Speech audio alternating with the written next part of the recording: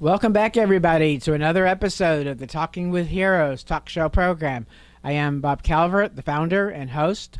We're on talkingwithheroes.com, and also we now have a nonprofit launching, Thank You For Your Service.us. And for those of you that have been watching the previous videos, we're in San Antonio.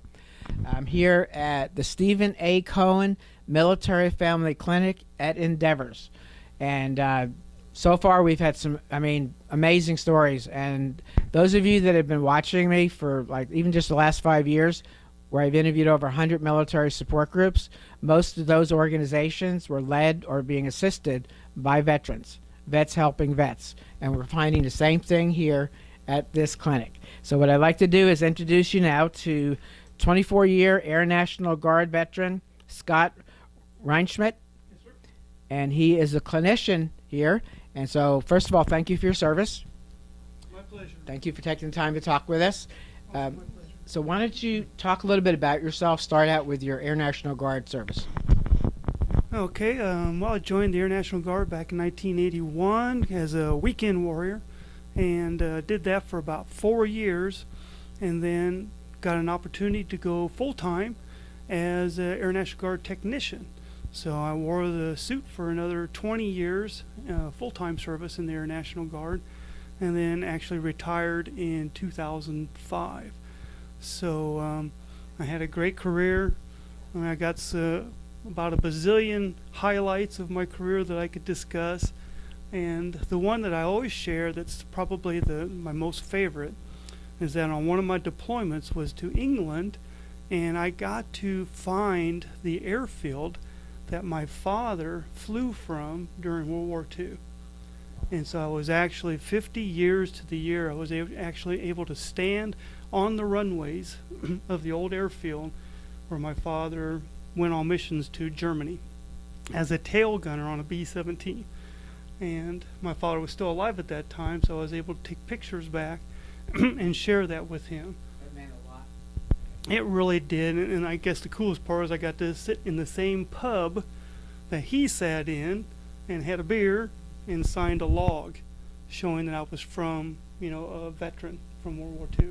So that one still kind of touches me because he was proud of his service, and my brother also served during Vietnam in the Air Force, so we got to talk about that, and I guess that's always been my greatest highlight of my service time. Now you also had some deployments, right? Oh yes, yeah. Several other deployments, Southwest Asia a few times, Al-Udeid Air Force Base, Qatar, Oman, and then got to go to Germany a couple times. That really is not a deployment. That's like a a getaway vacation type deployment.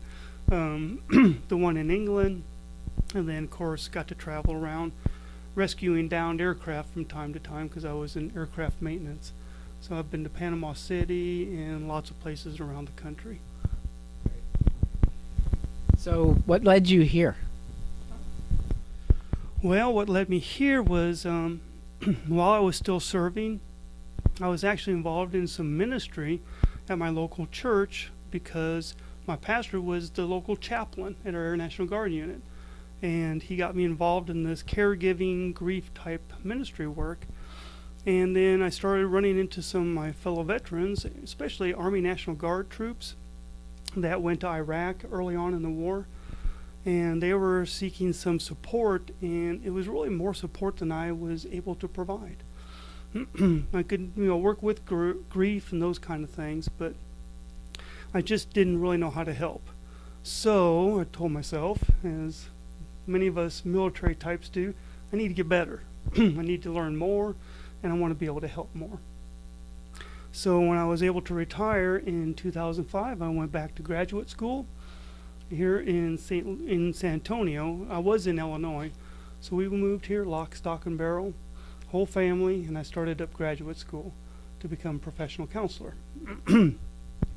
Finished all that, ended up actually working on Fort Sam Houston, working with some military families as part of my internship. Actually did some prison ministry counseling in a state jail, and I had several veterans that I worked with there. And I just kind of kept finding myself working with veteran families, which was my number one intention, to become a professional. And so I worked in another local community nonprofit, and then this opening came about, and so I interviewed and found a really awesome home here. You know, everybody here is supportive. The team environment kind of takes me back to my military days that I've really missed a lot.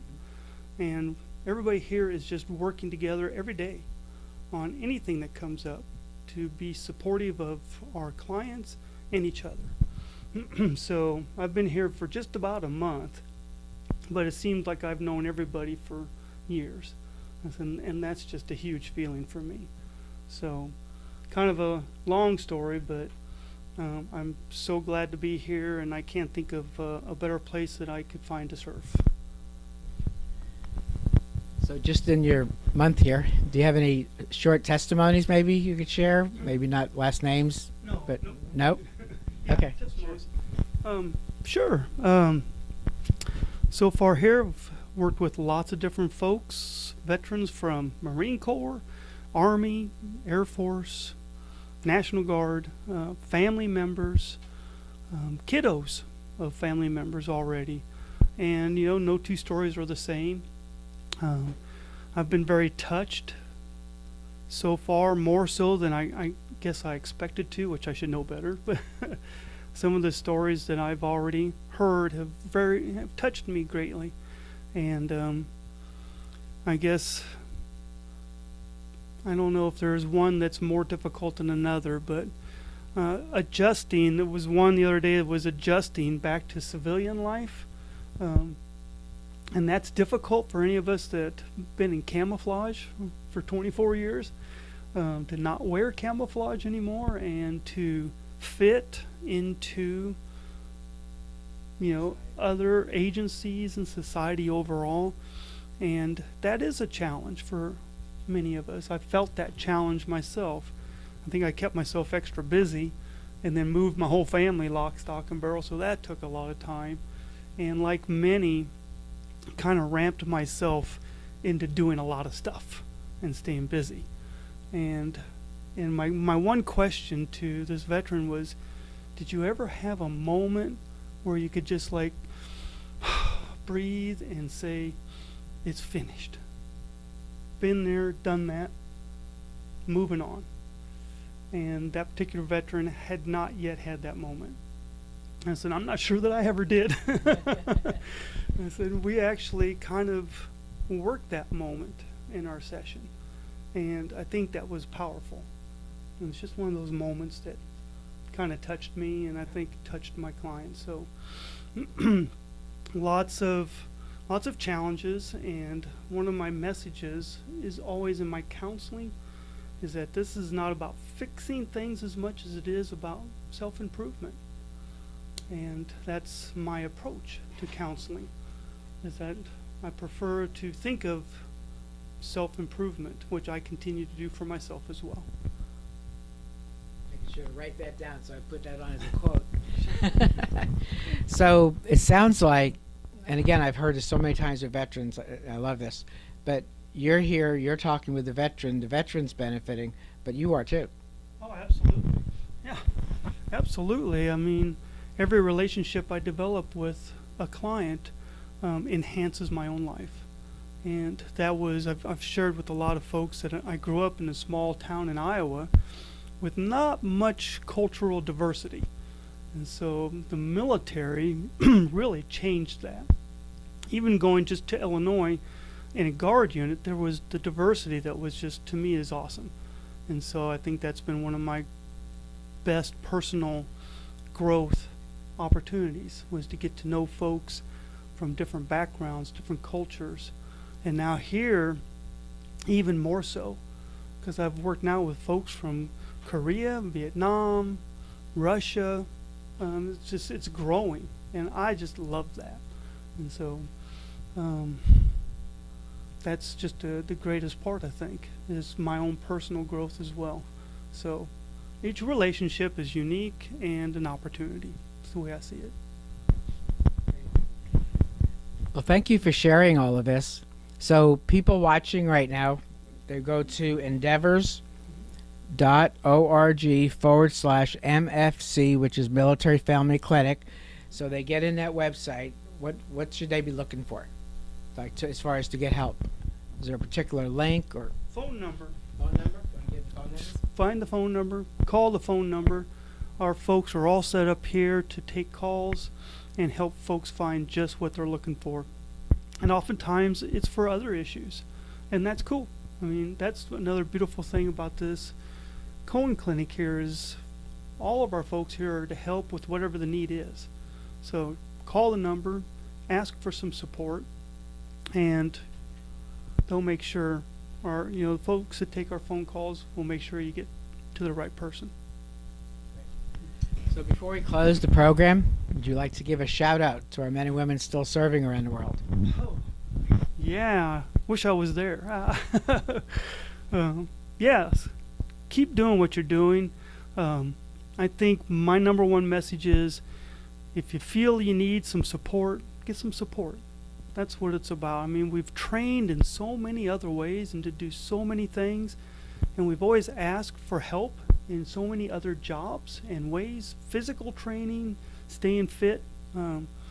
Seek some help if you need some help with some counseling. I can tell everybody that before I was a counselor, I probably wouldn't have went to counseling because I just was like, this is scary. What's going to happen to me? And it's not till I got on the other side, it's like, oh, really? It's not that scary. So we've worked real hard to let folks know that seeing a counselor is not about being broken. It's not about being wrong. It's about self-improvement.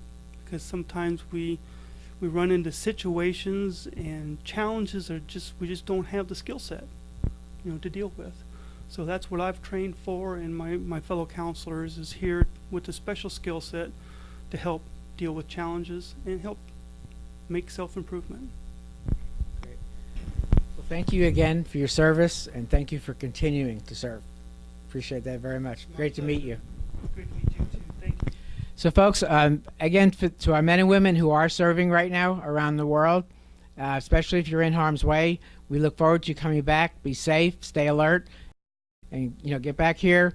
You're heroes, and people across America are ready to welcome you back. And to those of you again who are watching, please share this video and the others that we've already had on our social media pages, and put your comment. But also, I'm sure you're thinking about people as you've been watching it who you want to share this with, who can benefit. And so please do that. Share the videos. So thank you, everybody, for watching. God bless you. God bless America.